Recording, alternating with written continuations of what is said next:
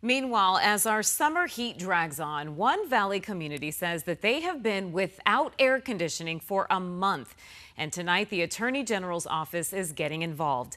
12 News journalist Chase Golightly spoke with residents at a Phoenix apartment complex dealing with this heat. Chase? Creepy, the Attorney General sent a cease and desist letter to that apartment complex telling them they have to get all of those AC units fixed by the end of the week. The Buenas on 32nd apartment complex has a lot of problems. Mailboxes appear to be ripped open, apartments with heavy flood damage, some still leaking. But the biggest issue these residents face is having no air conditioning. That's a major problem for everybody. Michael Channel Sr. is one of hundreds in this position. It's very hot. He said it felt like he was walking into a sauna every time he came home. When I say super hot, you're gonna sweat. Management did give him 2 portable units, which from our temperature reading is keeping his apartment at about 80 degrees.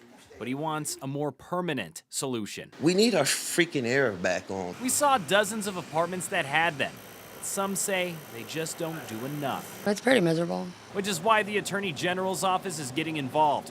Chris May's filing this cease and desist letter against the apartment's parent company for violating several state laws, saying the complex has until this Friday to get the problem fixed. Thank God that the Attorney General stepped in. We reached out to the management company for comment, but we didn't get an answer. Still, this is a problem that happens all over the valley. So we reached out to Stephanie Nader with the Phoenix Landlord Tenant Program that helps tenants who find themselves in this situation. You're going to notify your landlord in writing. That's a 24-hour essential service notice. AC units for renters can't get above 82 degrees. If they do, the landlord has 24 hours to make accommodations, like provide portable units, which is what we saw, but she says they only have to provide one, and it doesn't have to cool down the whole apartment. It's rough, right? You're going to need to take that unit with you, when you're sleeping. Nader also says if tenants decide to go to a hotel, they can get partial reimbursement, but makes it clear you still need to pay your rent